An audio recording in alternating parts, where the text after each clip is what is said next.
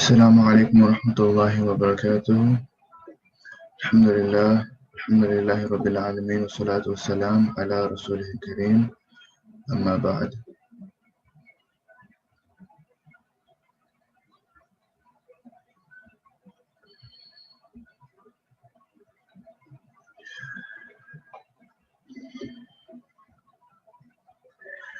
As always, inshallah, before we begin, just a few words I would like to share with everyone.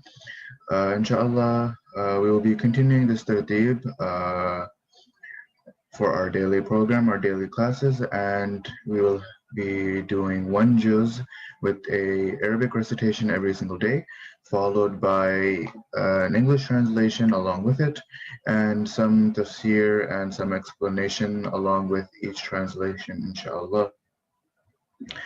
As far as our timings go, before Ramadan will begin, we will have our timings from 6 o'clock to 8 o'clock. I'll try to be quick, inshallah, so that we have time for Maghrib. And then when Ramadan will begin, inshallah, our timing will be pushed back either half an hour or an hour before. I'm not entirely sure. In any case, any questions that you have or you may have, inshallah, they will be answered at the end. And if you would like to email me any questions, if you have any criticisms or advice, please feel free to do so. Jazakallah khair. And again, we are on a crunch time, so let's begin. أعوذ بالله من الشيطان الرجيم بسم الله الرحمن الرحيم لا تنالوا البر حتى تنفقوا مما تحبون وما تنفقوا من شيء فإن الله به عليم. You shall never attain righteousness unless you spend from what you love. Whatsoever you spend, Allah is fully aware of it. So whenever it's declared in the previous verses that the charities of the disbelievers will not benefit them in the hereafter, however, there will be some benefit for them in this world. It's mentioned that in this verse that the believers, the Muslims, they may attain a high level of piety or righteousness, but only when they spend their favorite items from their own wealth in Allah's way. So it's not just any wealth, it's just not any of your belongings. Otherwise, you could be giving away whatever you don't need or whatever you dislike for yourself. But true charity is what you love for yourself. And then that is what you give in the sake of Allah subhanahu wa ta'ala. كل الطعام كان حلا لبني إسرائيل إلا ما حرم إسرائيل على نفسه من قبل أن تنزل التوراة قل فأتوا بالتوراة فاتلوها إن كنتم صادقين. Every kind of food was lawful for the children of Israel except what Israel had made unlawful for himself. Well, before the Torah was revealed, say then, bring the Torah and recite it if you are true. فَمَنْ افْتَرَى عَلَى اللَّهِ كَذِبًا مِنْ بَعْدِ ذَلِكَ فَأُولَٰئِكَ هُمُ الظَّالِمُونَ. Then those who forge the lie against Allah after all, they are the transgressors. So when Rasulullah ﷺ declared before the Jews that he followed the religion of Ibrahim ﷺ, they raised an objection that some animals like the camel and the rabbit, they were unlawful in the law of Ibrahim ﷺ, but the Muslims, they were allowed to eat them. So the answer that was given in this ayah is that all those animals that are lawful in Islamic Sharia were also lawful in the Sharia of Ibrahim alayhi salam, and they remain lawful even for the Israelites. The only exception is the camel. And then when Prophet Israel or Yaqub alayhi salam, he made it unlawful for himself because he had suffered from an illness, and he made a certain vow or promise that he would abandon his most favorite food if Allah subhanahu wa ta'ala cured him from the disease. And so camel meat was his most favorite food. And when he was cured by the permission of Allah subhanahu wa ta'ala, he fulfilled his vow by making it unlawful for himself.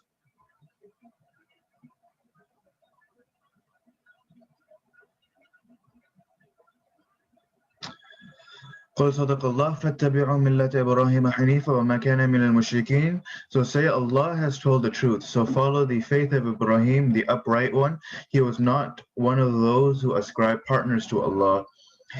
إن أول بيت وضع للناس للذي ببكة مبارك وهدى للعالمين. The first house set up for the people is surely the one in Mecca, having blessings and guidance for all the worlds. So another objection of the Jews was that the Muslims have adopted the Kaaba as their Qibla instead of Jerusalem. So the answer given in this verse is that the Kaaba is the oldest place of worship. It was later rebuilt by Ibrahim alayhi salam, and facing it when praying is another proof that the Muslims are the followers of Ibrahim alayhi salam. فيه آيات بينات مقام إبراهيم ومن دخله كان آمنا ولله على الناس حج البيت من استطاع إليه سبيلا ومن كفر فإن الله غني عن العالمين. In it there are clear signs. The station of Ibrahim, whoever enters it is secure. As a right of Allah, it is obligatory on the people to perform Hajj of the house on everyone who has the ability to manage his way to it.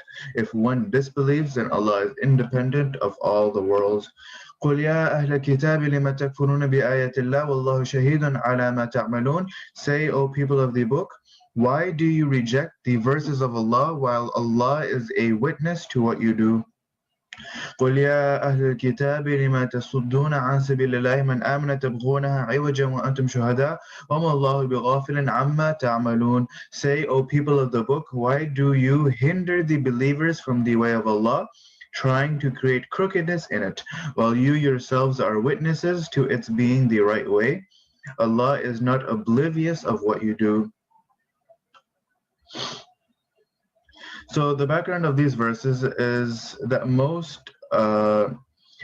and Khazraj were two rival tribes in Medina who used to fight each other in the days of ignorance. And when Rasulullah sallallahu alaihi wasallam he came to Medina, most of the people from both tribes embraced Islam, and their centuries-old fighting came to an end because Islam united them for a noble cause. Then the Jews who used to exploit their fighting for their financial benefits by creating very, very big loans to each one of them were frustrated by this unity. So once some Muslims of both tribes were sitting together as brothers, a specific or certain Jew tried to revive this fight, and he started reciting poetry which both tribes had written against each other about a war that continued between them for decades. So this started an argument between them in the beginning, and then this resulted in a serious dispute until they started preparing for a formal war.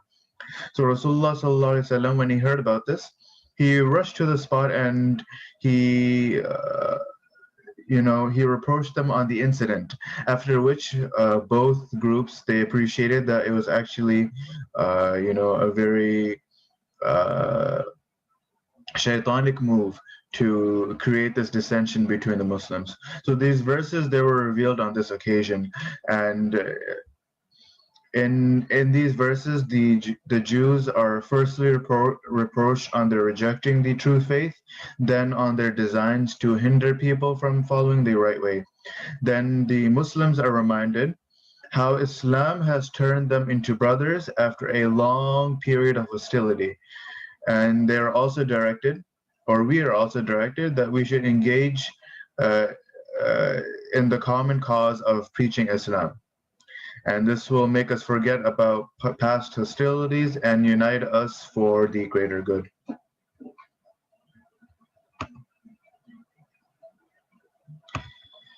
يا أيها الذين آمنوا إن تطيعوا فريقا من الذين أوتوا الكتاب يردوكم بعد إيمانكم كافرين. O you who believe, if you obey a group from those who have been given the book, the Christians and the Jews, they will turn you into disbelievers after you have embraced the faith. وَكَيْفَ تَكْفُرُونَ وَأَنْتُمْ تُتْلَى عَلَيْكُمْ آيَاتُ اللَّهِ وَفِيكُمْ رَسُولُهُ وَمَنْ يَعْتَصِمْ بِاللَّهِ فَقَدْ هُدِيَ إِلَى صِرَاطٍ مُسْتَقِيمٍ. How could you disbelieve while you are the ones to whom the verses of Allah are recited, and present amidst you is Rasulullah, his messenger? Whoever holds on to Allah, whoever holds on to Allah is surely led to the straight path. يا أيها الذين آمنوا اتقوا الله حق تقاته ولا تموتن إلا وأنتم مسلمون. O you who believe, fear Allah as He should be feared, and let not yourself die unless you are a Muslim. واعتصموا بحبل الله جميعا ولا تفرقوا واذكروا نعمة الله عليكم إذ كنتم أعداء فألف بين قلوبكم فأصبحتم بنعمته إخوانا وكنتم على شفا حفرة من النار فأنقذكم منها كذلك يبين الله لكم آياته لعلكم تهتدون. Hold fast, all of you, to the to the cord of Allah, or to the rope of Allah, and do not be divided. Remember the blessing of Allah upon you when you were enemies to each other, and Allah brought your hearts together so that you became brothers through His blessing. You were at the brink of a pit of fire, then He saved you from it. This is how Allah makes His signs clear to you so that you may take the right path. وَلْتَكُنْ مِنْكُمْ أُمَّةٌ يَدْعُونَ إِلَى الْخَيْرِ وَيَأْمُرُونَ بِالْمَعْرُوفِ وَيَنْهَوْنَ عَنِ الْمُنْكَرِ وَأُولَٰئِكَ هُمُ الْمُفْلِحُونَ. There has to be a group of people from among you who call towards the good and bid the fair and forbid the unfair, and it is these who are successful. ولا تكونوا كالذين تفرقوا واختلفوا من بعد ما جاءهم البينات وأولئك لهم عذاب عظيم. Do not be like those who became divided and fell into disputes after the clear signs had come to them. Those are the ones for whom there is a grave punishment. يوم تبيض وجوه وتسود وجوه فأما الذين اسودت وجوههم أكفرتم بعد إيمانكم فذوقوا العذاب بما كنتم تكفرون. On a day when some faces shall turn bright and some faces shall turn dark, as for those whose faces turn dark, they shall be questioned, did you disbelieve after you had accepted the faith? Now taste the punishment because you used to disbelieve. وأما الذين ابيضت وجوههم ففي رحمة الله هم فيها خالدون. As for those whose faces turn bright, they will rest in Allah's mercy. They will live there forever. تلك آيات الله نتلوها عليك بالحق وما الله يريد ظلما للعالمين. These are the verses of Allah we recite to you with all veracity. Allah does not intend to do injustice to anyone in the worlds. وَلِلَّهِ مَا فِي السَّمَاوَاتِ وَمَا فِي الْأَرْضِ وَإِلَى اللَّهِ تُرْجَعُ الْأُمُورِ. To Allah belongs what is in the heavens and what is in the earth. To Allah all matters are returned. كنتم خير أمة أخرجت للناس تأمرون بالمعروف وتنهون عن المنكر وتؤمنون بالله ولو آمن أهل الكتاب لكان خيرا لهم منهم المؤمنون وأكثرهم الفاسقون. You are the best ummah ever raised for mankind. You bid the fair and forbid the unfair, and you believe in Allah. If the people of the book had believed, it would have been better for them. Among them there are believers, while most of them are sinners. لن يضروكم إلا أذى وإن يقاتلوكم يولوكم الأدبار ثم لا ينصرون. They shall never be able to cause you any harm except for a little hurt. If they fight you, they will turn their backs on you. They shall not be helped. ضربت عليهم الذلة أينما ثقفوا إلا بحبل من الله وحبل من الناس وباءوا بغضب من الله وضربت عليهم المسكنة ذلك بأنهم كانوا يكفرون بآيات الله ويقتلون الأنبياء بغير حق ذلك بما عصوا وكانوا يعتدون. Disgrace has been stamped over them wherever they are found, unless through a source from Allah and through a source from men. And they have returned with wrath from Allah, and misery has been stamped over them. All this is because they used to deny the signs of Allah and to slay the prophets unjustly. All this is because they disobeyed and transgressed the limits. So that disgrace has been stamped over the Jews, has also been mentioned previously. But this statement is subjected to two exceptions. And number one is through a source from Allah and a source from men. Now, the source from Allah refers to the case of those whom Allah Himself, through His own commandment, saved from disgrace. For example, the children, the women, or those who are totally devoted to prayer and worship and never go to war against Muslims. The source or means from men refers to a treaty of peace with the Muslims. Since the Quran uses the expression from men and not from Muslims, a third situation is also possible where the Jews may make political arrangements with other non-Muslims, live under their backing and protection, and so they would be in peace. ليسوا سواء من أهل الكتاب أمة قائمة يتلون آيات الله آناء الليل وهم يسجدون. Not all of them are alike. Among the people of the book, there are those who are steadfast. They recite the verses of Allah in the night hours and they prostrate themselves. So this refers to those Jews who had embraced Islam, like Abdullah bin Salam radiallahu anhu. يؤمنون بالله واليوم الآخر ويأمرون بالمعروف وينهون عن المنكر ويسارعون في الخيرات وأولئك من الصالحين. They believe in Allah and the hereafter and bid the fair and forbid the unfair and hasten towards good deeds. They are among the righteous. وما يفعلوا من خير فلن يكفروا والله عليم بالمتقين. Whatever good they do, they shall never go unappreciated for it. Allah is all aware of the God-fearing.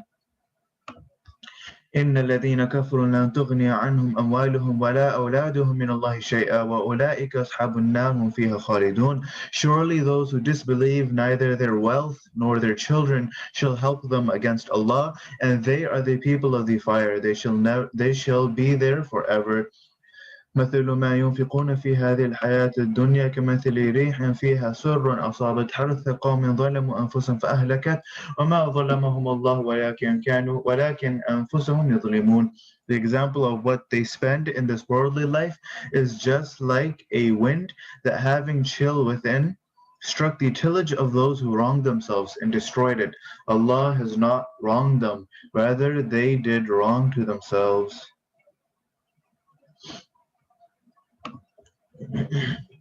يا أيها الذين آمنوا لا تتخذوا بطانة من دونكم لا يألونكم خبالا ودوا ما عنتم قد بدت البغضاء من أفواههم وما تخفي صدورهم أكبر قد بينا لكم الآيات إن كنتم تعقلون. O you who believe, do not take anyone as an insider but those from among your own selves. They would spare no effort to do you mischief. They want you to be in trouble. Malice has come out of their mouths, while what is concealed in their hearts is still worse. We have made signs clear to you if only you understand. ها أنتم أولئك تحبونهم ولا يحبونكم وتؤمنون بالكتاب كله وإذا لقوكم قالوا آمنا وإذا خلوا عضوا عليكم الأنامل من الغيظ قل موتوا بغيظكم إن الله عليم بذات الصدور. Look, you are the ones who love them and they do not love you. You believe in all the books. On the other hand, when they meet you, they say, we believe. And when they are alone, they bite their fingertips out of rage against you. Say, may you perish in your rage. Surely Allah is all aware of what lies in the hearts. إن يمسسكم حسنة تسؤهم وإن تصبكم سيئة يفرحوا بها وإن تصبروا وتتقوا لا يضركم كيدهم شيئا إن الله بما يعملون محيط. If something good happens to you, it annoys them, and if something evil befalls you, they are delighted with it. If you keep patience and fear Allah, their cunning shall not harm you at all. Allah is all-encompassing of what they do. وإذ غدوت من أهلك تبوئ المؤمنين مقاعد للقتال والله سميع عليم. Recall the time when you left your house in the morning in order to place the believers in positions for fighting. Allah is all-hearing, all-knowing. So this ayah, it says that, or the ayah before, if you keep patience and fear Allah, their cunning shall not harm you at all.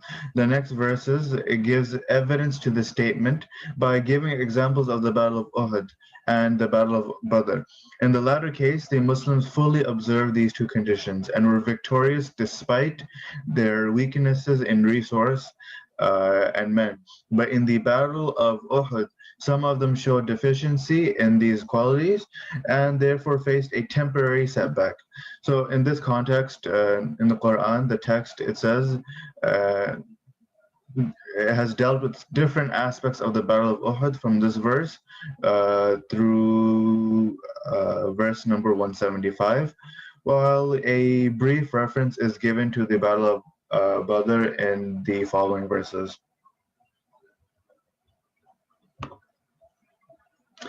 إذ هم الطائفتان منكم أن تفشلا والله وليهما وعلى الله فليتوكل المؤمنون. When two of your groups were about to lose heart, while Allah was their guardian, it is in Allah alone that the believers must place their trust. So since the next verses refer to different incidents of the Battle of Uhud, it is necessary to give a brief account of these incidents so that the verses may be understood in their true perspective. So the Battle of Uhud took place in the third year of Hijrah, uh, when the pagans of Makkah invaded Medina. So Rasulullah sallallahu alaihi wasallam and the Sahaba radiallahu anhum ajma'in were inclined to defend themselves from within the boundaries of the city. But the majority of the Sahaba who had a lot of zeal, who had not participated in the Battle of Badr, expressed their eagerness to fight the enemy face to face in an open field outside the city. So Rasulullah sallallahu alaihi wasallam, he honored their view and marched with the Muslim army towards the Mount of Uhud. And Abdullah bin Ubay, the chief of the hypocrites, annoyed by this decision, left the battlefield along with his 300 followers, reducing the number of Muslim forces to 700. At this point, two tribes of the true Muslims, Banu Haritha and Banu Salima, too thought of leaving the field, but after a while they became firm and joined the battle. So these are the two groups that are referred to in verse 21 all the way back over there. So Rasulullah sallallahu alaihi wasallam posted a squad of 50 archers at a foothill behind the Muslim army to counter any surprise attack of the enemy from the rear, and directed them to remain in position under all circumstances. In the beginning of the battle, the Muslims won the field, and the enemy had to decamp. The rear guard stationed on the foothill saw the battlefield was vacated by the enemy and that their Muslim brothers were collecting the spoils of war. They thought that there was no point in remaining on the post after the battle was over. In their eagerness to join the victorious Muslims in collecting the spoils of war, most of them left the post. And Abdullah bin Jubair radiallahu anh, their commander, tried to convince them that they should not leave their post without the express permission of Rasulullah sallallahu alaihi wasallam, because he had directed them to remain at the position under all circumstances. But they were satisfied that the war was over and that the prophetic command was no more applicable. After their departure, only 10 or 12 people, including Abdullah bin Jubair radiallahu anh, remained at the position. Khalid bin Walid radiallahu anh, who was one of the chiefs of the pagan army at the time, seeing the position nearly vacant, attacked it. All the remaining archers were martyred, and a surprise attack from behind dispersed the Muslims in the field. This unexpected situation made some of the Muslims leave the battlefield, but many of them remained firm. In the course of this battle, Mus'ab bin Umair radiallahu anh, who resembled the Holy Prophet sallallahu alaihi wasallam in his appearance and was holding the flag of the Muslim army, was martyred. Some of the pagans shouted that they had killed Rasulullah sallallahu alaihi wasallam. Once this rumor was spread, many Muslims lost their morale, and the pagans were able to martyr 70 more Muslims. And Rasulullah sallallahu alaihi wasallam was left with very few Sahaba radiallahu anh to defend him. But they did so with remarkable courage. And even so, Rasulullah sallallahu alaihi wasallam received a number of wounds, and one of his teeth was broken. After a while, the Muslims reorganized themselves, and the discovery that the rumor of the martyrdom of Rasulullah sallallahu alaihi wasallam had proven false was announced. The field was then once again controlled by the Muslims. وَلَقَدْ نَصَرَكُمُ اللَّهُ بِبَدْرٍ وَأَنْتُمْ أَذِلَّةٌ فَاتَّقُوا اللَّهَ لَعَلَّكُمْ تَشْكُرُونَ. Allah certainly supported you at Badr when you were weak, so fear Allah that you may be grateful. إِذْ تَقُولُ لِلْمُؤْمِنِينَ أَلَنْ يَكْفِيَكُمْ أَنْ يُمِدَّكُمْ رَبُّكُمْ بِثَلَاثَةِ آلَافٍ مِنَ الْمَلَائِكَةِ مُنْزَلِينَ. When you were saying to the believers, shall it not suffice you that your Rabb should help you with 3,000 of the angels sent down for you? بلى إن تصبروا وتتقوا يأتوكم من فورهم هذا يمددكم ربكم بخمسة آلاف من الملائكة مسومين. Of course, if you stay patient and fear Allah, and they come upon you even in this heat of theirs, your Rabb will reinforce you with 5,000 of the angels, each having distinct marks. وما جعله الله إلا بشرى لكم ولتطمئن قلوبكم به وما النصر إلا من عند الله العزيز الحكيم. And Allah did this solely to make it a good news for you, and so that your hearts may be at rest with it.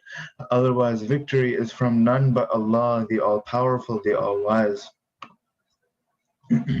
ليقطع طرفا من الذين كفروا أو يكبتهم فينقلبوا خائبين. Allah help you so that He may cut off a flank of disbelievers or throw them down in disgrace and they go back frustrated. ليس لك من الأمر شيء أو يتوب عليهم أو يعذبهم فإنهم ظالمون. You have no authority in the matter unless Allah forgives them or punishes them as they are unjust. And these verses, they refer to the Battle of Badr as an ancillary citation in the middle of the discourse about the Battle of Uhud, and as an example of Allah subhanahu wa ta'ala's support for the believers who observe patience. And the discourse about the Battle of Uhud is resumed again from this verse. It's reported that Rasulullah sallallahu alaihi wasallam, when was wounded during the Battle of Uhud, his tooth was broken and his face was bleeding. And he said, how can those people prosper who do such things to their Prophet while he invites them to Allah? And this verse, it was revealed at this time. وَلِلَّهِ مَا فِي السَّمَاوَاتِ وَمَا فِي الْأَرْضِ يَغْفِرُ لِمَنْ يَشَاءُ وَيُعَذِّبُ مَنْ يَشَاءُ وَاللَّهُ غَفُورٌ رَحِيمٌ. To Allah belongs what is in the heavens and what is in the earth.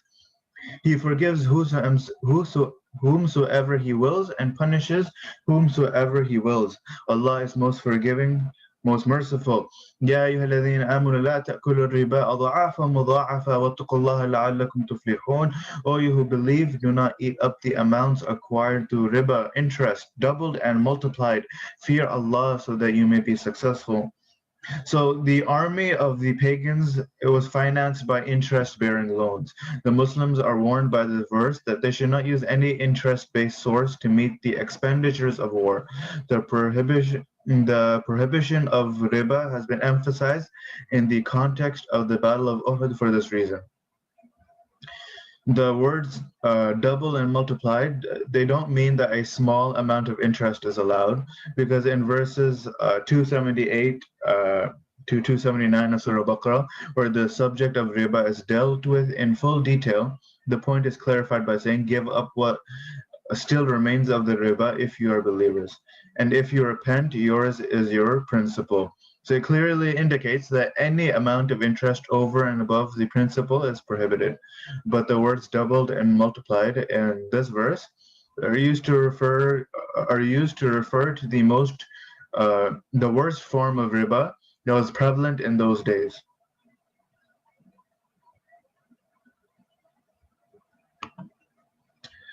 وَاتَّقُوا النَّارَ الَّتِي أُعِدَّتْ لِلْكَافِرِينَ. And fear the fire that has been prepared for the disbelievers. وَأَطِيعُوا اللَّهَ وَالرَّسُولَ لَعَلَّكُمْ تُرْحَمُونَ. Obey Allah and the Messenger so that you may be blessed. وَسَارِعُوا إِلَى مَغْفِرَةٍ مِّن رَبِّكُمْ وَجَنَّةٍ عَرْضُهَا السَّمَاوَاتُ وَالْأَرْضُ أُعِدَّتْ لِلْمُتَّقِينَ. Race with one another towards forgiveness from your Rabb and towards a paradise, the width of which spans the heavens and the earth. It has been prepared for the God-fearing. الذين ينفقون في السراء والضراء والكاظمين الغيظ والعافين عن الناس والله يحب المحسنين. The ones who spend for the sake of Allah in prosperity and adversity, and those who control anger and forgive people, and Allah loves those who are good in their deeds. والذين إذا فعلوا فاحشة أو ظلموا أنفسهم ذكروا الله فاستغفروا لذنوبهم ومن يغفر الذنوب إلا الله ولم يصروا على ما فعلوا وهم يعلمون. And those who, when they happen to commit a shameful act or wrong themselves, remember Allah, then seek forgiveness for their sins. And who is there to forgive sins besides Allah? And do not persist in what they have done knowingly. أولئك جزاؤهم مغفرة من ربهم وجنات تجري من تحتها الأنهار خالدين فيها ونعم أجر العاملين. The reward is forgiveness from the Rabb and gardens beneath which rivers flow, where they shall live forever. And excellent is the reward of those who work.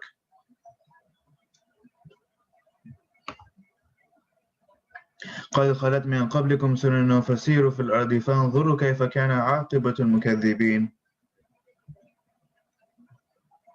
Many patterns of behavior have passed before you, so traverse the land and see what was the fate of those who rejected the prophets. هذا بيان للناس وهدى وموعظة للمتقين. This is a declaration for mankind and guidance and a lesson for the God-fearing. ولا تهنوا ولا تحزنوا وأنتم الأعلون إن كنتم مؤمنين. Do not lose heart and do not grieve, and you are the uppermost if you are believers.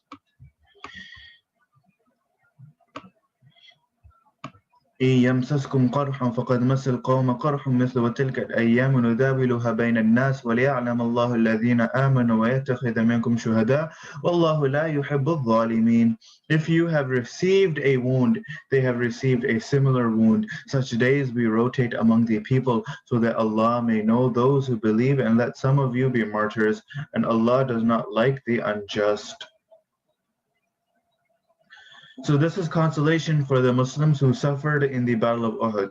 It means that the pagans had faced a shameful defeat in the Battle of Badr and suffered as many casualties as the Muslims suffered in the Battle of Uhud.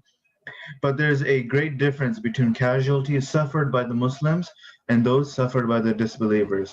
It was just a punishment for the disbelievers, while it had many benefits for the Muslims, like achieving the status of martyrdom, shahada, for those who were killed, and purifying others from their shortcomings. وَلِيُمَحِّصَ اللَّهُ الَّذِينَ آمَنُوا وَيَمْحَقَ الْكَافِرِينَ. And so that Allah may purify those who believe and eradicate the disbelievers. أَمْ حَسِبْتُمْ أَن تَدْخُلُوا الْجَنَّةَ وَلَمَّا يَعْلَمِ اللَّهُ الَّذِينَ جَاهَدُوا مِنكُمْ وَيَعْلَمُ الصَّابِرِينَ. Do you think that you shall enter paradise even before Allah knows those of you who carry out jihad and those who are steadfast? So Allah subhanahu wa ta'ala, He knows the past, present, and the future. He knows the outcome of every single person. But through and with all that knowledge, this is referred to a practical test for mankind. أم حسبتم أن تدخلوا الجنة ولما يعلم الله الذين جاهدوا منكم ويعلم الصابرين ولقد كنتم تمنون الموت منكم من قبل أن تلقوه فقد تمنون الموت من قبل أن تلقوه فقد رأيتموه وأنتم تنظرون. You had longed for death before you faced it. Now you have seen it with your eyes wide open. And this ayah refers to the eagerness the Sahaba radiallahu anhum, the eagerness that they had for shahada, for martyrdom, and for death. وما محمد إلا رسول قد خلت من قبله الرسل أفإن مات أو قتل انقلبتم على أعقابكم ومن ينقلب على عقبيه فلن يضر الله شيئا وسيجزي الله الشاكرين. Rasulullah sallallahu alaihi wasallam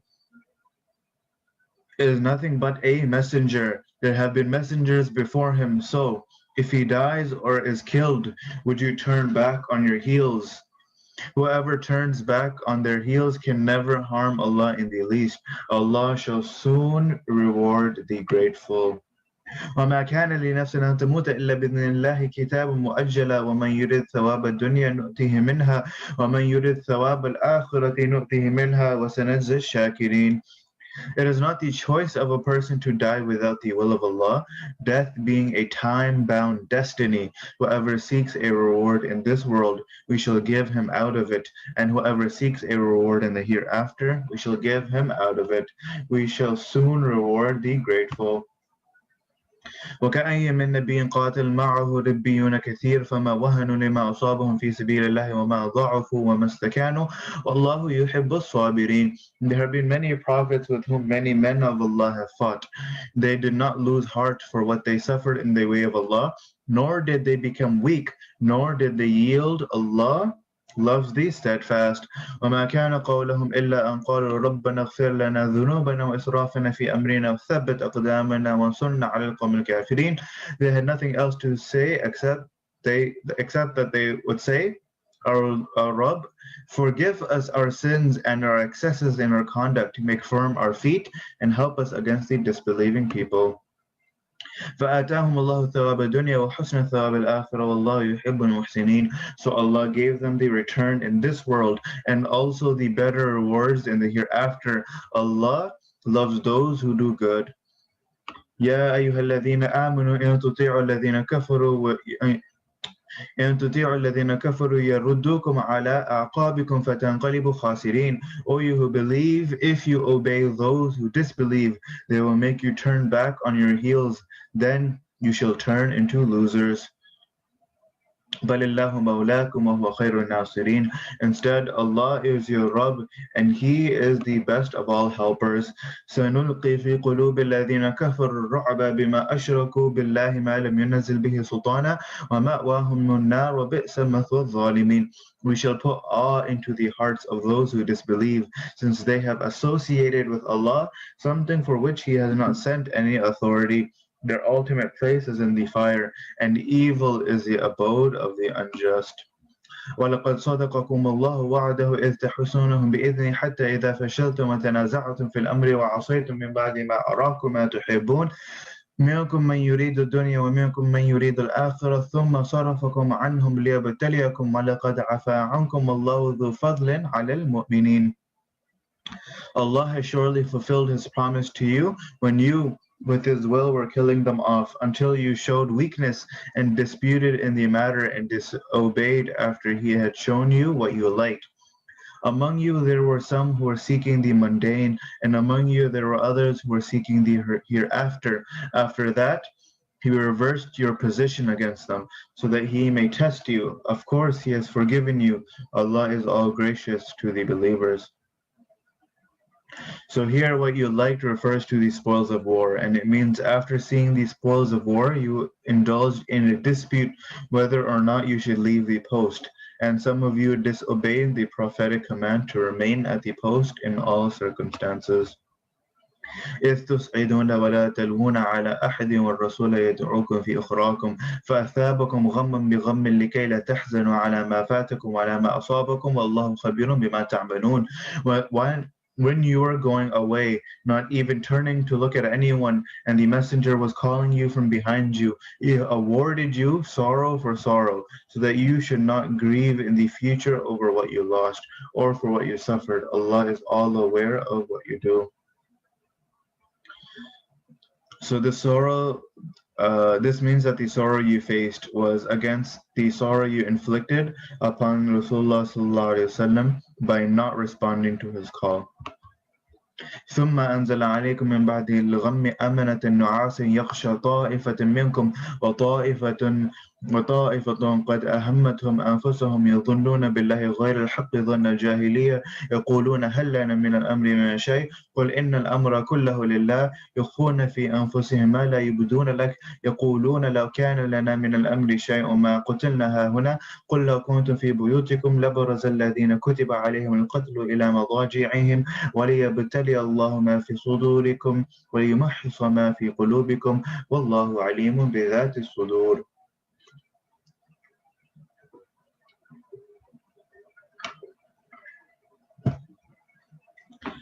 Then, after the grief, He poured tranquility upon you, a drowsiness overtaking a group of you. Another group was worrying about their own selves, harboring thoughts about Allah that were untrue, thoughts of ignorance. They were saying, is there anything in our hands? So say the whole thing belongs to Allah. They conceal in their hearts what they do not disclose to you. They say, if we had any say in the matter, we would not have been killed here. Say, if you were in your homes, those destined to be killed would have come out all the way to their final resting places. All this was done so that Allah may test your inner qualities and may purify what is in your hearts.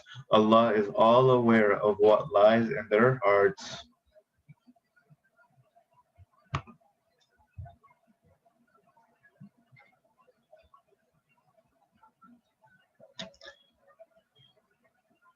So in order to relieve the Muslims from the extreme effects of the tragedy, Allah subhanahu wa ta'ala made them drowsy after the enemy left the field. It helped them to return to their normal condition. إن الذين تولوا منكم يوم التقى الجمعان إنما استزلهم الشيطان ببعض ما كسبوا ولقد عفى الله عنهم إن الله غفور حليم. Surely those of you who turned back on the day when the two troops faced each other, Shaitan had but made them slip for some of their deeds. Of course, Allah has forgiven them. Certainly, Allah is most forgiving, most forbearing. يا أيها الذين آمنوا لا تكونوا كالذين كفروا وقالوا لإخوانهم إذا ضربوا في الأرض أو كانوا غزا لو كانوا عندنا ما ماتوا وما قتلوا ليجعل الله ذلك حسرة في قلوبهم والله يحيي ويميت والله بما تعملون بصير. O you who believe, do not be like those who disbelieved and said about their brethren while they traveled on the earth or had to fight. Had they been with us, they would have not died, nor would they have been killed. The result is that Allah makes it a remorse resting in their hearts. Allah gives life and brings death. Allah is watchful of what you do. وَلَئِن قُتِلْتُمْ فِي سَبِيلِ اللَّهِ أَوْ مُتُّمْ لَمَغْفِرَةٌ مِّنَ اللَّهِ وَرَحْمَةٌ خَيْرٌ مِّمَّا يَجْمَعُونَ. If you are killed in the way of Allah or die, the forgiveness from Allah and the mercy is far better than what they accumulate. وَلَئِن مُتُّمْ أَوْ قُتِلْتُمْ لَإِلَى اللَّهِ تُحْشَرُونَ. If you die or get killed, it is towards Allah that you shall be gathered. فبما رحمة من الله لنت لهم ولو كنت فظا غليظ القلب لانفضوا من حولك فاعف عنهم واستغفر لهم وشاورهم في الأمر فإذا عزمت فتوكل على الله إن الله يحب المتوكلين. Say, so, O Prophet, it is through mercy from Allah that you are gentle to them. Had you been rough and hard-hearted, they would have dispersed from around you. So pardon them and seek forgiveness for them. Consult them in the matter, and once you have taken a decision, place your trust in Allah. Surely Allah loves those who place their trust in Him. إن ينصركم الله فلا غالب لكم وإن يخذلكم فمن ذا الذي ينصركم من بعده وعلى الله فليتوكل المؤمنون. If Allah helps you, there is none to overcome you, and if He abandons you, then who is there to help you after that? In Allah, the believers should place their trust. وما كان لنبي أن يغل ومن يغل يأتي بما غل يوم القيامة ثم توفى كل نفس ما كسبت وهم لا يظلمون. It is not conceivable from a prophet to misappropriate the spoils. Whoever misappropriates shall bring forth on doomsday what he misappropriated. Then everyone shall be paid in full for what he has earned, and they shall not be wronged. أفمن اتبع رضوان الله كمن باء بسخط من الله ومأواه جهنم وبئس المصير. How then could one who submits to the pleasure of Allah be equal to him who returns with displeasure from Allah? His ultimate place is the fire, and what an evil end it is. هم درجات عند الله والله بصير بما يعملون. They are of various ranks with Allah. Allah is watchful of what they do. لقد من الله على المؤمنين إذ بعث فيهم رسولا من أنفسهم يتلو عليهم آياته ويزكيهم ويعلمهم الكتاب والحكمة وإن كان من قبل لفي ضلال مبين. Allah has surely conferred favor on the believers when He raised in their midst a messenger from among themselves who recites to them His verses and makes them pure and teaches them the book and the wisdom, while earlier they were in open error. أولما أصابتكم مصيبة قد أصابتم مثلها قلتم أن هذا قل هو من عند أنفسكم إن الله على كل شيء قدير. How is it that when you suffered a hardship, the twice of which you had inflicted upon them, you say, where did this come from? Say, this is from your own selves. Allah is surely powerful over everything.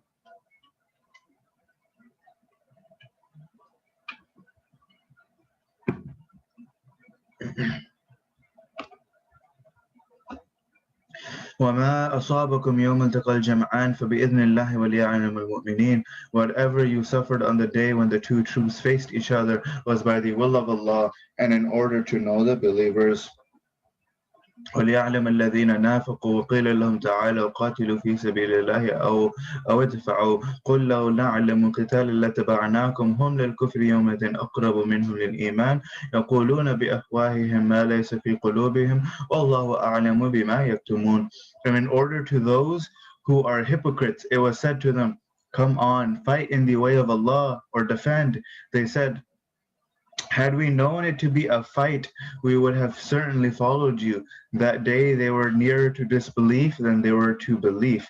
They utter from their mouths what is not in their hearts. Allah knows well what they conceal. الذين قالوا لإخوانهم وقعدوا لو أطاعونا ما قتلوا قل فادرءوا عن أنفسكم الموت إن كنتم صادقين. Those who said about their brethren while they themselves were sitting, had they obeyed us, they would not have been killed. Say, then avert death from yourselves if you are true. ولا تحسبن الذين قتلوا في سبيل الله أمواتا بل أحياء عند ربهم يرزقون. Never take those killed in the way of Allah as dead. Rather, they are alive with their Rabb, well provided. فرحين بما آتاهم الله من فضله ويستبشرون بالذين لم يلحقوا بهم من خلفهم ألا خوف عليهم ولا هم يحزنون. Happy with what Allah has given them of His grace, and they feel pleased with the good news about those left behind them who could not join them, then that there shall be no fear for them, nor shall they grieve. يستبشرون بنعمة من الله وفضل وأن الله لا يضيع أجر المؤمنين. They feel pleased with blessing from Allah and grace, and with the fact that Allah would not let the reward of the believers be lost. الذين استجابوا لله والرسول من بعد ما أصابهم القرح للذين أحسنوا منهم واتقوا أجر عظيم. Those who responded to the call of Allah and the Messenger even after they had received the wound. For those of them who did good deeds and feared Allah, there is a great reward. So the following verses, they refer to the expedition of Amr al-Asad, when the pagans of Mecca went back after the Battle of Uhud and crossed substantial distance. A thought occurred to their minds that instead of hurrying back to Mecca, they should have stayed at the field to annihilate the Muslims to the last man, because the Muslims having faced unexpected casualties, must have lost their morale, and it was a unique opportunity to crush them. So according to this thought, they suspended their journey for a while, but then apprehending difficulties resumed their retreat. However, on their way back, they found some people traveling to Medina, whom they directed to frighten the Muslims at Medina by warning them that the Meccans were planning to launch a second attack. On the other hand, Rasulullah ﷺ had come to know through revelation about their initial thought of marching back to Medina, had started to pursue the Meccans along with some of the Sahaba radiallahu anhum who had received injuries in the battle. So when they reached the place about 8 miles away from Medina, he was interrupted by Nu'aym bin Masud Thuqafi, who was directed by the Meccans to frighten the Muslims. He said that the Meccans had arrayed a huge army to attack the Muslims again. Although this news should have discouraged the Muslims, who were in extreme hardship at that moment, all of them said, Allah is fully sufficient for us, and He is the best in whom to trust. On the other side, a travel, Ma'bad by name, proceeding from Medina to Mecca, met the Meccan army and told them that the Muslims have started pushing them with a well-equipped army.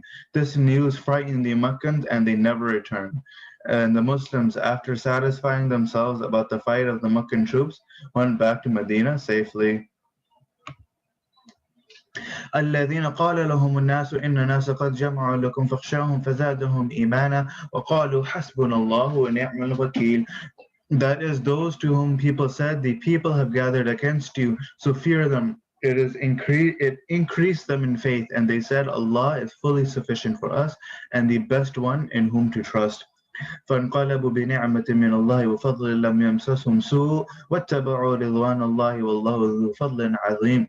So they returned with bounty from Allah and grace, with no evil having touched them, and submitted to the pleasure of Allah. Allah is the Lord of great bounty.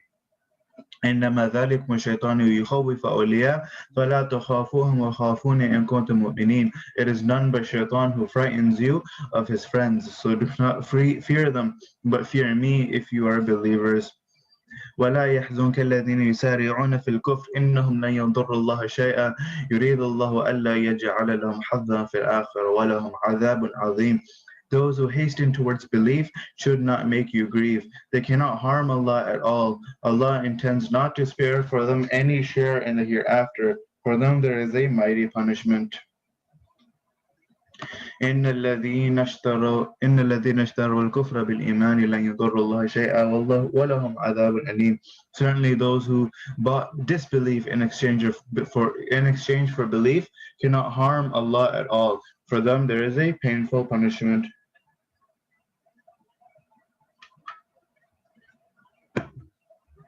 ولا يحسبن الذين كفروا أنما نملي لهم خير لأنفسهم إنما نملي لهم ليزدادوا إثما ولهم عذاب مهين.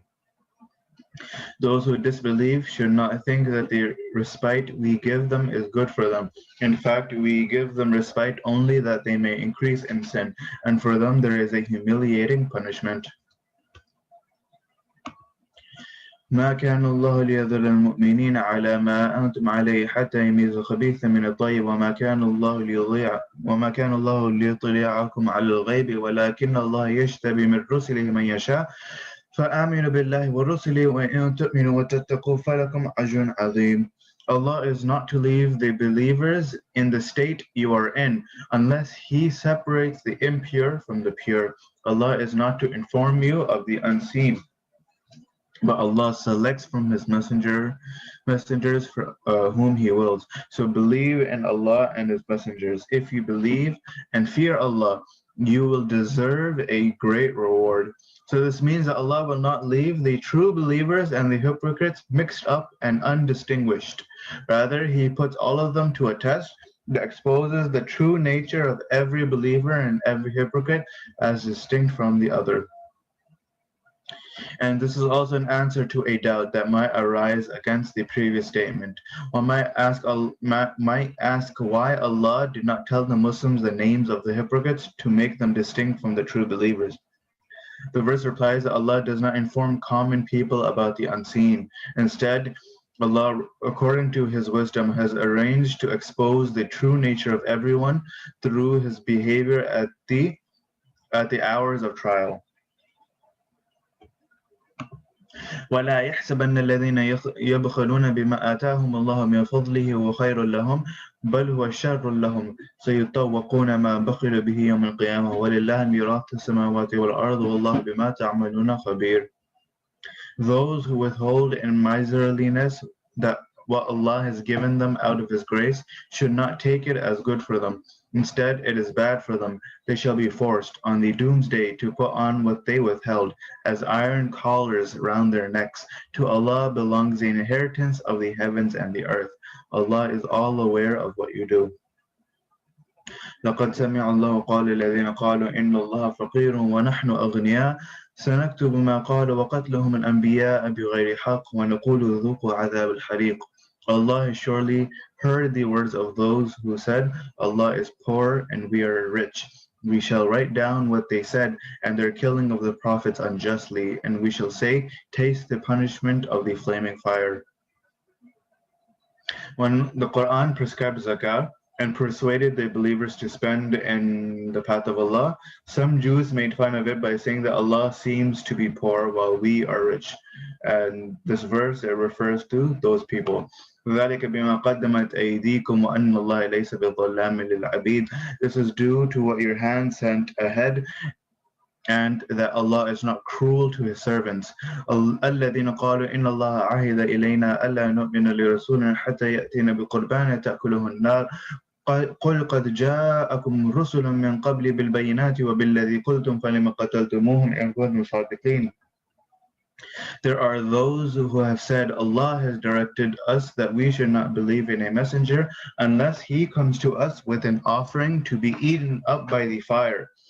Say, a number of messengers have come to you before me with clear signs and with what you have said. So why did you kill them if you are true? So it was a sign of the divine acceptance of a sacrifice offered by someone that a fire would appear from the heaven and burn up the sacrifice. This is something that's mentioned in the Bible as well. Although it was not an evidence of the prophet of anyone, the Jews demanded Rasulullah sallallahu alaihi wasallam to show the sign to prove his claim. The answer given in this verse is that the previous messengers also came with a number of signs, including uh, including the fire. Instead, what they did was they killed them instead of accepting their call.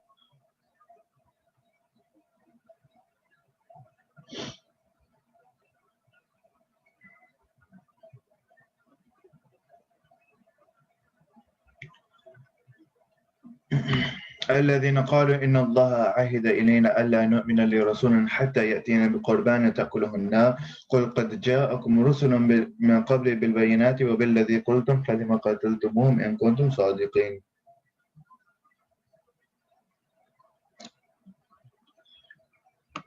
فإن كذبوك فقد كذب رسل من قبلك جاءوا بالبينات والزبر والكتاب المنير. Then if they reject you, then messengers have been rejected before you. They came with clear signs and the scriptures and the enlightening book.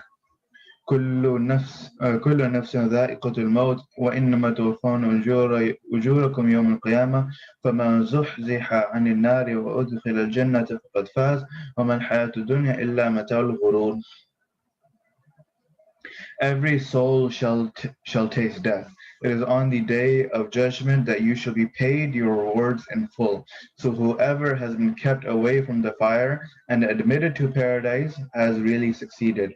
The worldly life is nothing but an illusionary enjoyment.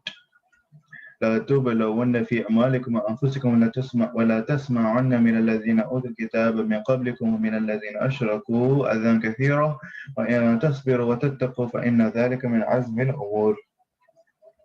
Of course, you shall be tested in your wealth and yourselves, and of course you shall hear hurting statements from those who have been given the book before you, and from those who associate others with Allah and His divinity. If you observe patience and fear Allah, then this observance is among the matters of firm resolution.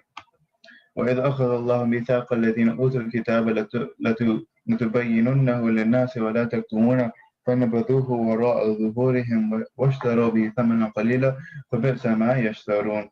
When Allah took a pledge from those who were given the book, you shall make it known to people and you shall not conceal it. They threw it away behind their backs and acquired a small price for it. So evil is that what they acquire. لا تحسبن الذين يفرحون بما أتوا ويحبون أن يحمدوا بما لم يفعلوا فلا تحسبنهم بمفازة من عذاب ولهم عذاب أليم. Do not think of those who are delighted with what they did and love to be praised for what they never did. Do not think that they are secure from the punishment. For them there is a painful punishment. وَلِلَّهِ مُلْكُ السَّمَاوَاتِ وَالْأَرْضِ وَاللَّهُ عَلَى كُلِّ شَيْءٍ قَدِيرٌ. To Allah belongs the kingdom of the heavens and the earth. Allah is powerful to do everything. إن في خلق السماوات والأرض واختلاف الليل والنهار لآيات لأولي الألباب. Surely in the creation of the heavens and the earth and in the alternation of night and day there are signs for the people of wisdom. الذين يذكرون الله قياما وقعودا وعلى جنوبهم ويتفكرون في خلق السماوات والأرض ربنا ما خلقت هذا باطلا سبحانك فقنا عذاب النار. Who remember Allah standing and sitting and lying on their heads and ponder on the creation of the heavens and the earth and say, Our Rabb, you have not created all this in vain. We proclaim your purity, so save us from the punishment of fire. ربنا إنك من تدخل النار فقد أخزيت وما للظالمين من أنصار. Our Rabb, whosoever you admit into the fire, He is disgraced by you indeed, and for the unjust there are no supporters. ربنا إننا سمعنا مناديا ينادي للإيمان أن آمنوا بربكم فآمنا ربنا فاغفر لنا ذنوبنا وكفر عنا سيئاتنا وتوفنا مع الأبرار. Our Rabb, we heard a herald calling towards faith. Believe in your Rabb, so we believed. Our Rabb, forgive us then our sins and write off our evil deeds and make us die only when we have joined the righteous. ربنا وآتنا ما وعدتنا على رسلك ولا تخزنا يوم القيامة إنك لا تخلف الميعاد. Our Rabb, give us what you have promised us through your messengers, and do not put us to disgrace on the day of judgment. Surely you do not go back on your promise. فاستجاب لهم ربهم أني لا أضيع عمل عامل منكم من ذكر أو أنثى بعضكم من بعض فالذين هاجروا وأخرجوا من ديارهم وأوذوا في سبيلي وقاتلوا وقتلوا لأكفرن عنهم سيئاتهم ولأدخلنهم جنات تجري من تحتها الأنهار ثوابا من عند الله والله عنده حسن الثواب. So the Rabb answered their prayer, I do not allow the labor of any worker from among you, male or female, to go to waste. You are similar to one another. So those who emigrated and were expelled from their homes and were tortured in my way and fought and were killed, I shall certainly write off their evil deeds and shall certainly admit them into gardens beneath which rivers flow as a reward from Allah. It is Allah with whom lies the beauty of the reward.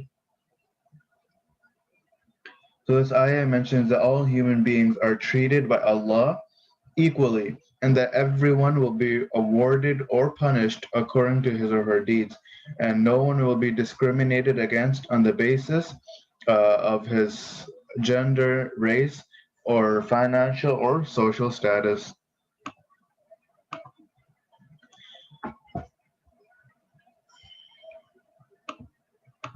لا يغرنك تقلب الذين كفروا في البلاد. The strutting of the disbelievers about the land should not deceive you. متاع قليل ثم مأواهم جهنم وبئس المهاد. It is just a little enjoyment. After that, the resort is hell, and it is an evil abode.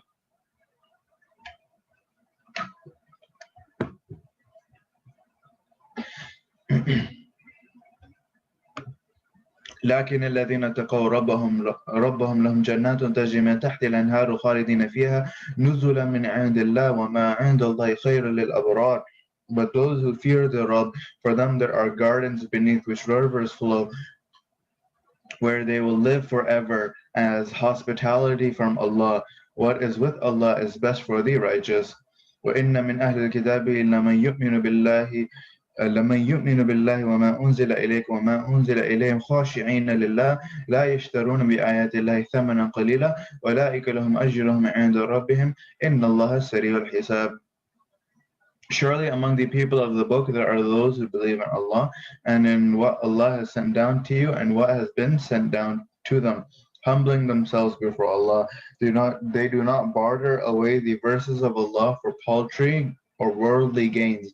They have their reward with their Rabb. Surely Allah is swift at reckoning. يا أيها الذين آمنوا اصبروا وصابروا ورابطوا واتقوا الله لعلكم تفلحون. O you who believe, be patient, compete with each other in patience, and guard your frontiers and fear Allah so that you may be successful. So patience, sabr, means to keep oneself firm. And in Quranic terminology, it means to remain firm in Allah's obedience against the temptations of selfish desires and to steadfastly endure the hardships of worldly life. And so it combines all the good qualities expected of a Muslim. And the compensation or the competition rather in patience means that everyone should try to be more patient than another person, particularly when one is fighting their enemy. He should observe more patience than their opponent. And in regards to guarding your frontiers, it includes geographical frontiers as well as ideological frontiers. In the former sense, guarding the frontiers means to defend them against the enemy, and in the latter, it implies to protect the faith and its requirements. As for fearing Allah, this is the translation of an expression frequently used in the Quran, the original word being taqwa.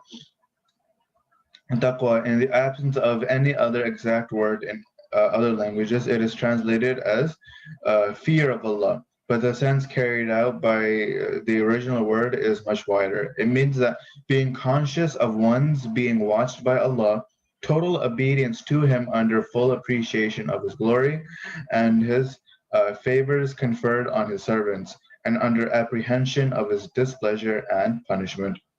The fear referred to in the term is the awe created by love and respect towards one's created and affectionate guardian, lest any of one's actions should displease him and should amount to ungratefulness towards the favors bestowed by him.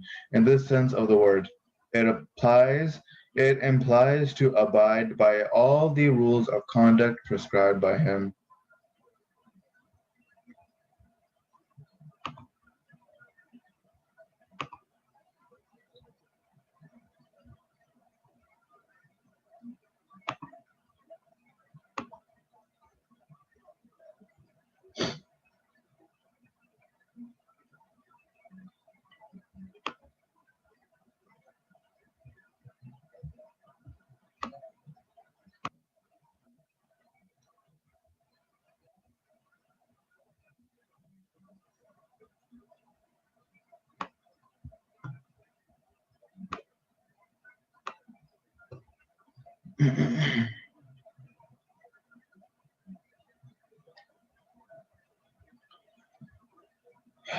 بسم الله الرحمن الرحيم.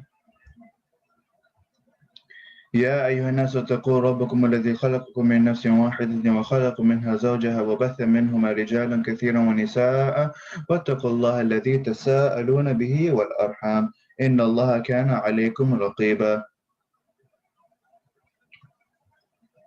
O men, fear your Rabb who created you from a single soul and from it created its match and spread many men and women from the two. Fear Allah in whose name you ask each other for your rights, and fear the violation of the rights of the womb relations. Surely Allah is watchful over you. So when one demands his rights from someone else, he normally says, "Give me my dues for the sake of Allah." It is this type of demand that is referred to here. It means that when demanding your rights from others, you frequently refer to Allah. Therefore, you should also be conscious of His commands when you're obligated to give dues of others.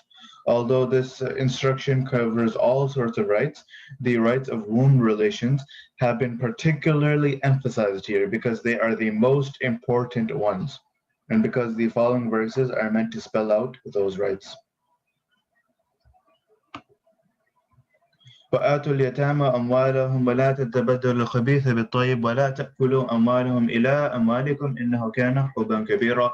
Give the orphans their property and do not substitute what is bad for what is good, and do not eat up their property along with your own. It is surely a great sin.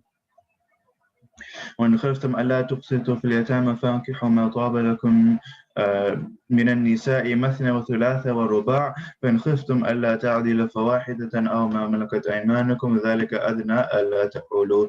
If you fear that you will not do justice to the orphans, then marry the woman you like in 2, in 3s, and in 4s. But if you fear that you will not maintain equity, then keep to one woman or bond women you own. It will be closer to abstaining from injustice. So this is to eliminate an unjust custom that was prevalent in Arabia. If a cousin became the guardian of a beautiful or rich orphan girl, he would marry her without giving her the due rights of dowry and maintenance, and without treating her as his wife or on an equal basis. So the verse says, if you apprehend that you will not fulfill the obligation towards the orphan girls, then avoid marrying them. and marry other women who are lawful for you.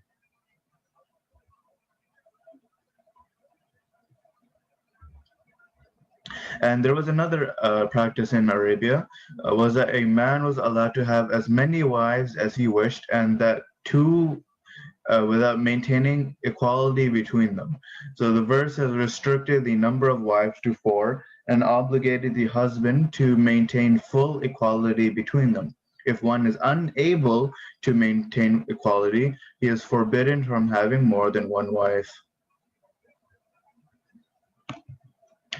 وآتوا النساء صدقاتهن نحلة فإن طبن لكم عن شيء منه نفسا فكلوه هنيئا مريئا.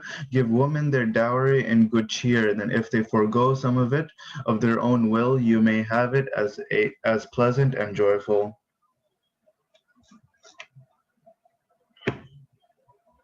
ولا تؤتوا السفهاء أموالكم التي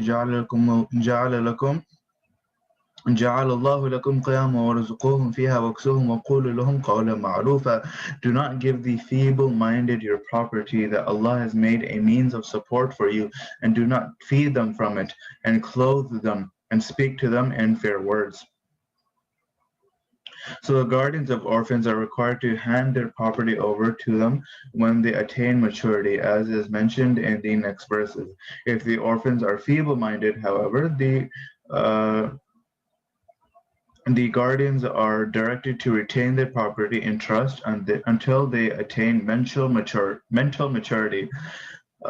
Your property here means the property of the orphans held by you in trust.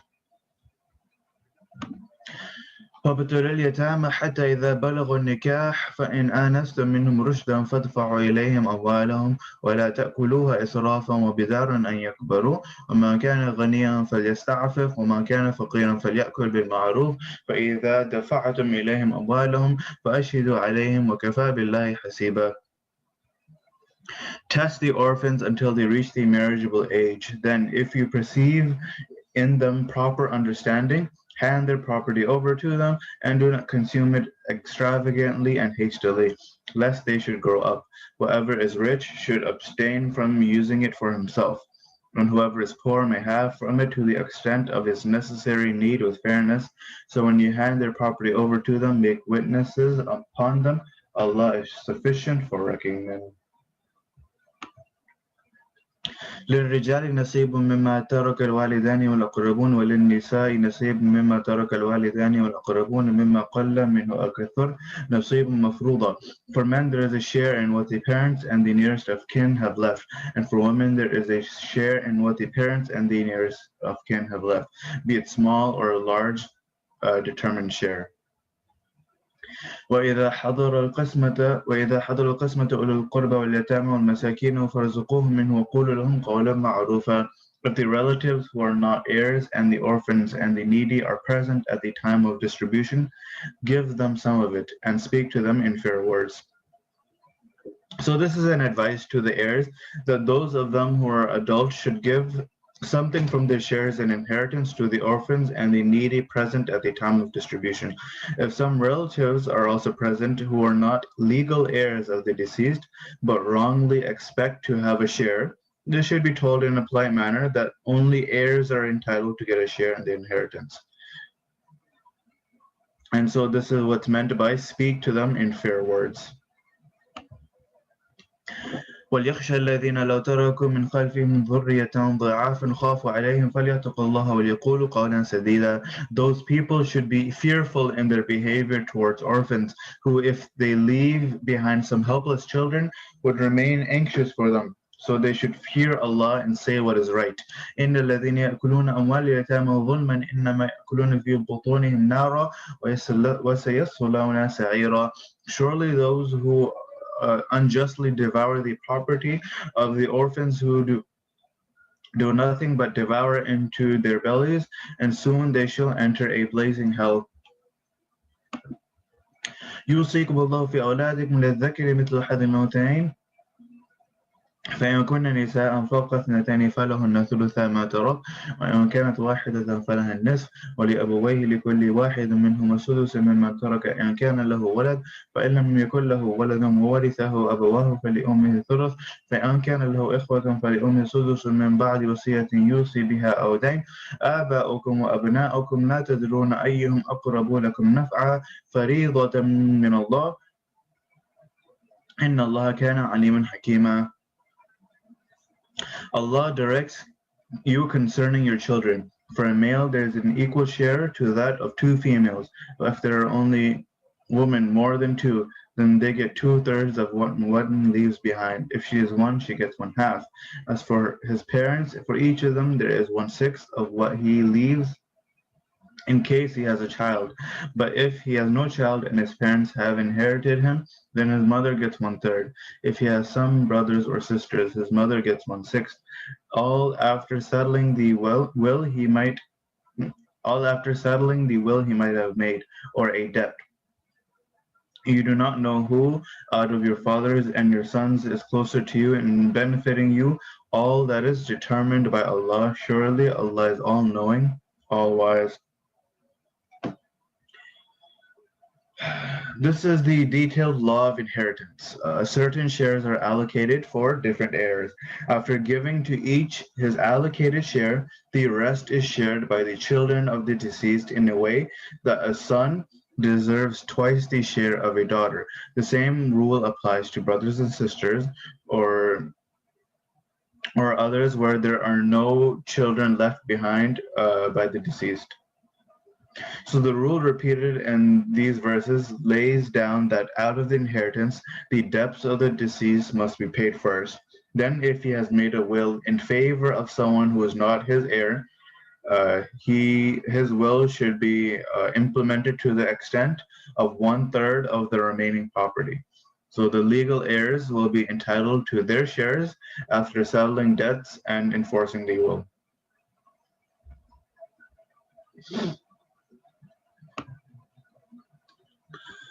ولكم نصف ما ترك أزواجكم إن لم يكن لهن ولد فإن كان لهن ولدا فلكم الربع مما تركن من بعد وصية يوصين بها أو دين ولهن الربع مما تركتم إن لم يكن لكم ولد فإن كان لكم ولد فلهن الثمن مما تركتم من بعد وصية توصون بها أو دين وإن كان الرجل يورث كلالة أو امرأة وله أخ أو أخت فلكل واحد منهم السدس فإن كانوا أكثر من ذلك فهم شركاء في الثلث من بعد وصية يوصى بها أو دين غير مضار وصية من الله والله عليم حليم.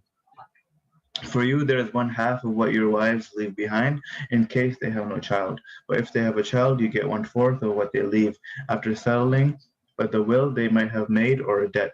For them, the wives, there is 1/4 of what you leave behind in case you have no child. But if you have a child, they get 1/8 of what you leave after settling the will you might have made or a debt. And if a man or a woman is kalala, has neither parents alive nor children, and has a brother or a sister, then each one of them will get 1/6.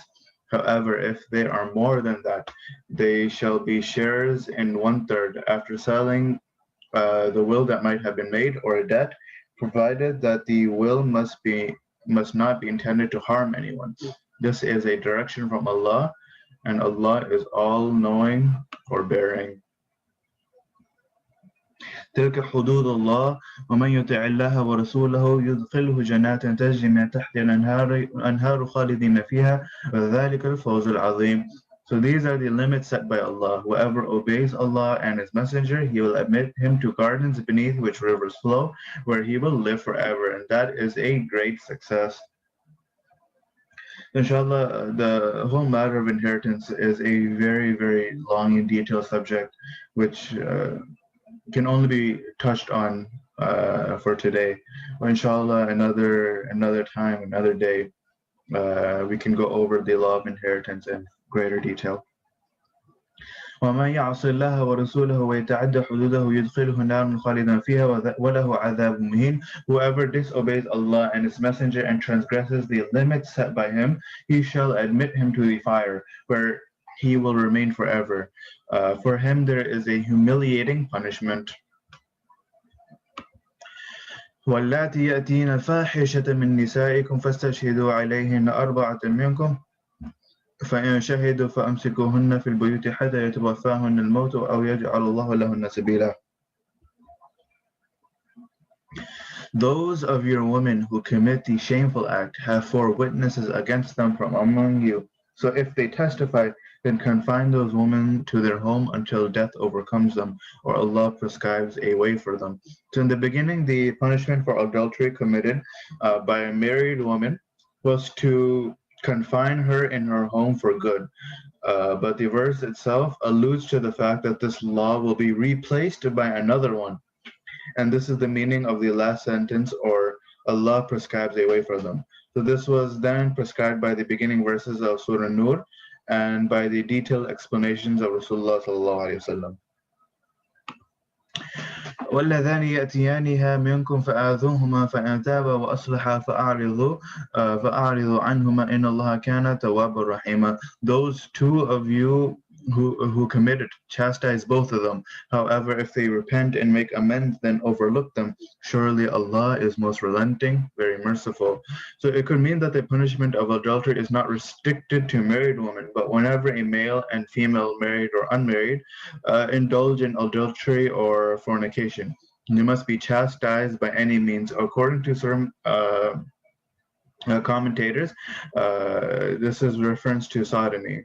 So no specific punishment is prescribed in either case. The direction is that they should be chastised.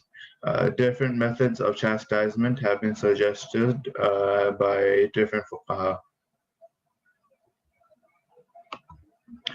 إنما التوبة على الله للذين يعملون السوء بجهالة ثم يتوبون من قريب فأولئك يتوب الله عليهم وكان الله عليما حكيما. The relenting taken by Allah upon Himself is for those who do evil in ignorance, then repent shortly thereafter. So Allah relents towards them. Allah is all-knowing, all-wise. وليست التوبة للذين يعملون السيئات حتى إذا حضر أحدهم الموت قال إني تبت الآن وللذين يموتون هم كفار أولئك أعتدنا لهم عذابا أليما. The relenting is not for those who do the evil deeds until when the time of death approaches one of them, he says, now I repent. Nor for those who die while they are still disbelievers. For them we have prepared a painful punishment. يا أيها الذين آمنوا لا يحل لكم أن ترثوا النساء كرها ولا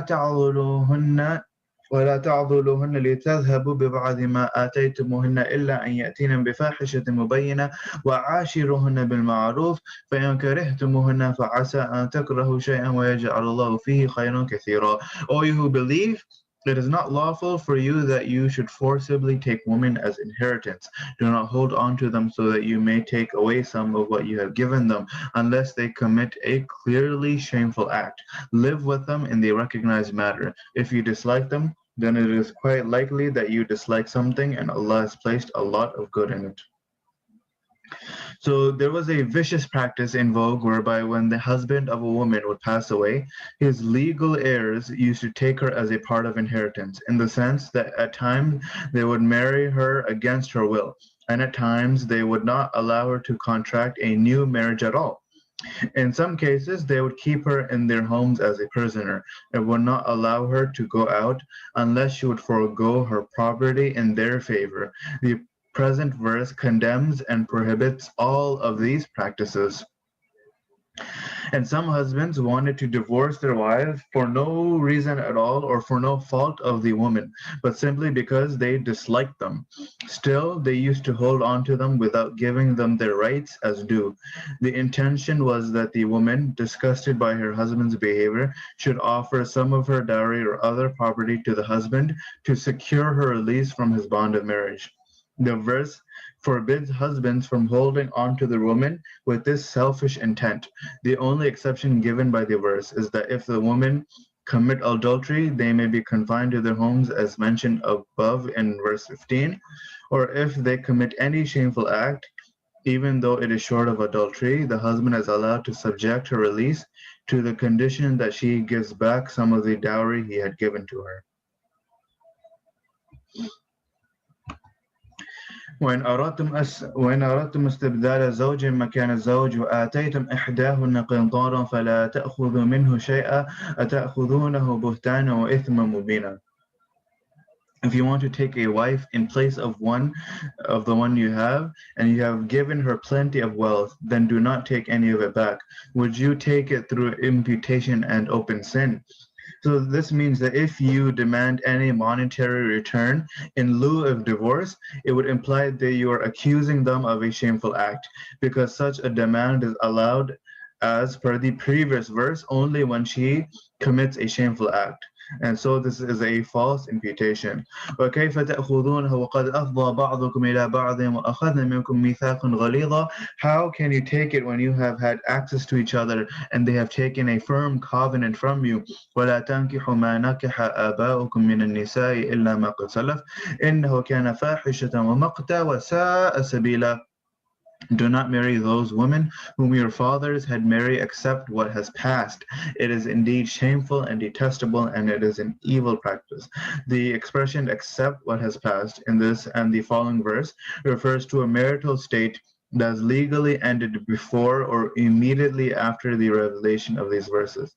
So the concerned parties will not incur a sin for such marriages.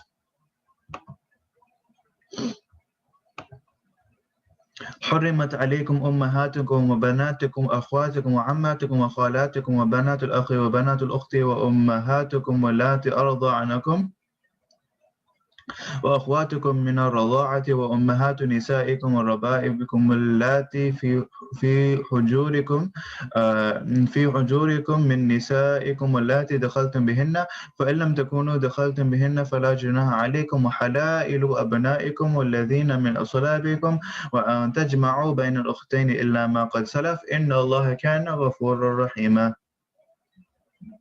Prohibited for you are your mothers, your daughters, your sisters, your paternal aunts, your maternal aunts, daughters of brothers, daughters of sisters, your mothers who suckled you, your sisters through suckling, mothers of your wives, and your stepdaughters under your care who are born of your women with whom you had intercourse. Though if you have not had intercourse with them, there is no sin on you, and the wives of your sons from your loins, and that you combine two sisters in wedlock, except what has passed. Surely Allah is most forgiving, most merciful.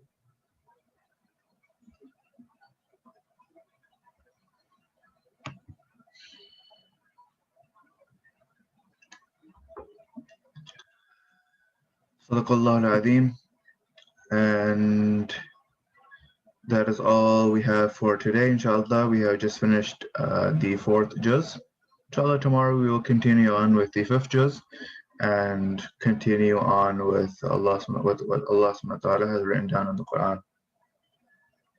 Once again, Jazakallah khair for attending our class today. May Allah subhanahu wa ta'ala reward our efforts and give us the tawfiq to have amal on the laws and the fara'id that have been implemented in these verses.